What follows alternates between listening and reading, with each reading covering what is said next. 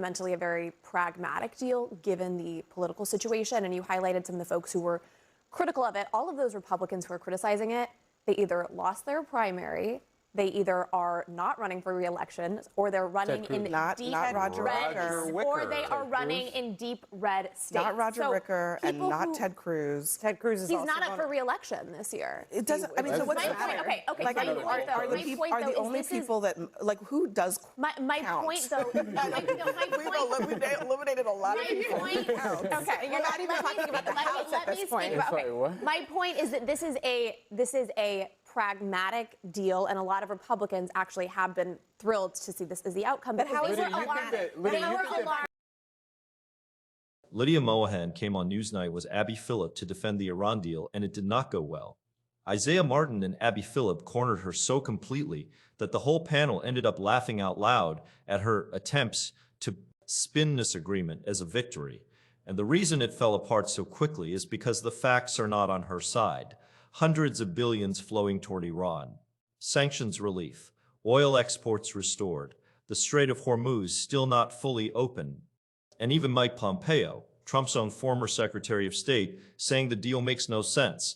Let's watch this, and I'll break it all down on the other side.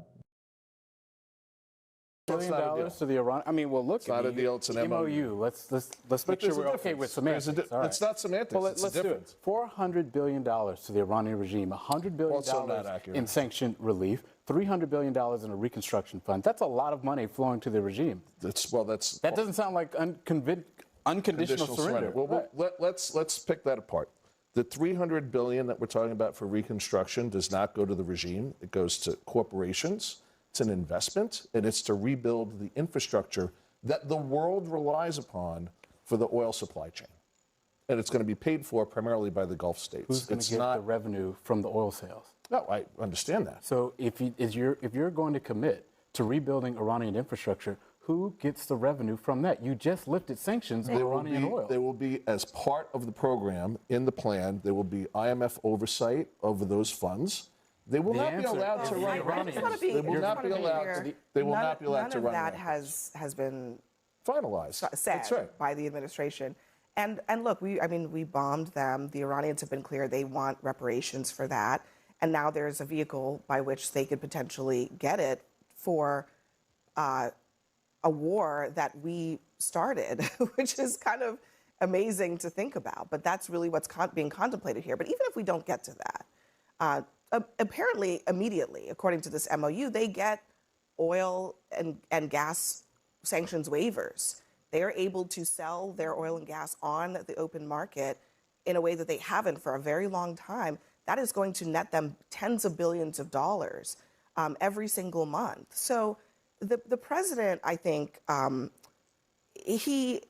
what's interesting is that I think that he feels like he can say that it's been unconditional surrender, but then he also says things like this. This is more from Axios. He says, the only way I can get tougher is if I go in there for another 2 or 3 weeks and continue to bomb the hell out of them, right? But where does that get us? The Strait of Hormuz will not be open. He seems to know that more bombing is not actually going to help the situation, which is why he decided to just cut his losses. Feels like leverage to me. He doesn't want gas prices getting up to $5 and $6 a gallon. And the Iranians know that. Yes, they're being bombastic, by the way, but they also know they have leverage here. It's clear to me somebody was walking around the Senate with a thesaurus today because the Republicans found 8 different ways of saying this is terrible. Republicans, he's getting bad advice. This is appeasement, a colossal failure, very concerning. These are his teammates in the party. And oh, by the way, the House Republicans aren't in town, or we'd be hearing from dozens of them expressing their concern. This is a political mess. And if he wants to turn the page on Iran, he has just glued the book open for at least 60 more days. Well, the problem is he also doesn't have any options, and he's running out of options here, and he knows that. And what is very unfortunate is that Iran holds all the cards at this point, and they understand that they have the president in America in a very vulnerable position right now. Something that was supposed to last a few weeks is now lasting months, could last. Now he's saying that he could potentially now bomb them again. So this 60-day potential deal or whatever, it has to be better, by the way, then the JCPOA, because if it is not, then I think that is a complete failure on Donald Trump's part. And Donald Trump has not shown us one bit that he has the leadership to actually produce something that is better. There is not one part of this process whatsoever from the beginning, whether he is claiming he obliterated the nuclear program, which he absolutely didn't. He has not been truthful to the American people at all. And every step of the way, it has been a failure. And this is going to be part of his legacy moving forward. Let me play Mike Pompeo, the former Trump Secretary of State and CIA Director. This is his assessment of the deal that Trump struck. There's also some things there that just don't make any sense to me. To somehow think that because they've written down on a piece of paper something they've promised for decades that they won't build a nuclear weapon, that's foolish at best. There's three M's, right? Mm-hmm. We now are going to say it's okay for them to have missiles. We're going to allow them to have money. The sanctions relief that we're about to provide them is going to give them billions of dollars, and they'll rebuild many of their programs. And so that's the second M. That's a mistake. And the third one is this idea that somehow there are Iranian moderates. There's no such thing. These are all radical Islamists. And so only time will tell how this agreement will play out. No one has been more emphatic about this idea that the Iranians have changed their ways than J.D. Vance, who's, I guess, supposed to be the chief negotiator here for the government. He has, in several interviews this week, really hammered home that he just believes that they've had a change of heart. They're ready to do things differently. They're ready to come to us and be a part of the global stage. And Mike Pompeo is pointing out that makes no sense. I mean, and that's what this whole deal is kind of predicated on. Yeah, the triumph of hope over experience. Look, I think this is fundamentally a very pragmatic deal given the political situation. And you highlighted some of the folks who were critical of it. All of those Republicans who are criticizing it, they either lost their primary, they either are not running for re-election, or they're running in deep Roger red, Wicker. or they are running in deep red states. Not Roger Wicker and not Ted Cruz. Ted Cruz is He's also not up for re-election this year. It doesn't. I mean, so what's the matter? Okay. Like, are the only people that, like, who does my count? point though? We've eliminated a lot of people. Okay, you're not even talking about the House at this point. My point is that this is a pragmatic deal, and a lot of Republicans actually have been thrilled to see this as the outcome. But how is it alarmed? They were alarmed. Can I speak for like more than 2 seconds? I just want to know how it's pragmatic. They were alarmed heading into the midterm. Let's just start with the Pompeo moment because it is genuinely remarkable.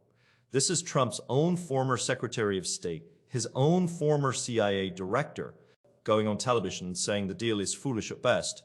He laid out what he called the three M's: missiles, money, and the myth of Iranian moderates. Iran still has its missiles. The sanctions relief and oil revenue are going to give them billions of dollars to rebuild their programs. And the entire premise that Iran has somehow moderated and changed its ways, which J.D. Vance has been pushing hard all week, Pompeo called that nonsense directly. When the people who built the maximum pressure campaign are calling your deal a mistake, you do not get to frame the criticism as partisan or coming from people who just want the war to continue. And then there is the basic arithmetic of what has changed. Trump withdrew from the JCPOA in 2018, calling it the worst deal ever negotiated and promising he could get something much better. 7 years later, Iran still has its nuclear expertise. Its ballistic missile program is intact. It is about to receive tens of billions of dollars in annual oil revenue as sanctions are lifted. The uranium enrichment question is not resolved. It is deferred to future negotiations. The regime has not changed. The Iranian people are still living under the same government structure they had before, which now stands to be reinforced by massive reconstruction funding that flows through and around it. Lydia Moynihan tried to argue that the $300 billion reconstruction fund goes to corporations and infrastructure rather than the regime directly. And Abby Phillip correctly pointed out that you just lifted oil sanctions on the Iranian government. Iran now gets to sell its oil freely on global markets for the first time in years. That could generate tens of billions of dollars every single month for the regime. You cannot simultaneously argue that the Reconstruction Fund does not benefit the regime and that the regime will now have dramatically expanded oil revenues. Those two things cannot both be true. And then Moynihan tried the argument that many Republicans are actually happy with this deal because they were alarmed about potentially hitting $7 gas prices before the midterms. Isaiah Martin was right to call that out immediately. Republicans are glad to have a pressure valve right now because the war was killing them politically, but this is not resolved. The MOU lasts 60 days. Every vulnerable Republican candidate is going to have to answer questions about this deal between now and November. If a final agreement is not reached, that is verifiably better than the JCPOA. There is no clean exit from this politically, and the credibility problem keeps growing. Throughout this entire conflict, the administration made specific, concrete promises to the American people. Iran's nuclear program has been obliterated. The war will be short. We will achieve unconditional surrender. Iran's missiles will be destroyed. The regime will change. And at every step, the reality has not matched the promise. We are now at a memorandum of understanding, which is essentially a framework for continued negotiations, and the administration is trying to call this a historic victory, while former Trump officials are publicly saying it makes no sense. The Iranian people deserve acknowledgement in this conversation too. What has actually changed for them? They still live under the same government. The same ayatollahs are in power. The same political structure exists. And now that structure is going to be receiving billions in reconstruction funding and oil revenues that will reinforce rather than weaken its grip on society. Trump said on the night of the bombing that now was the Iranian people's moment to take back their country. That did not happen. The regime is still there. The people are still oppressed. And we are now in the position of having started a war, spent tens of billions of dollars, lost American lives, disrupted global energy markets, and ended up back roughly where we started with Iran in a better economic position than before. That is not a win. And no amount of laughing off the criticism, no amount of pointing to gas prices coming down from their peak, no amount of saying Republicans who oppose this deal are just in safe seats, none of that changes what is in the document and what is not in it. The American people were promised something specific. They deserve an honest accounting of whether they got it. Drop your thoughts in the comments below. Hit the thumbs up, subscribe, and turn on the bell notification. I'll see you in the next one.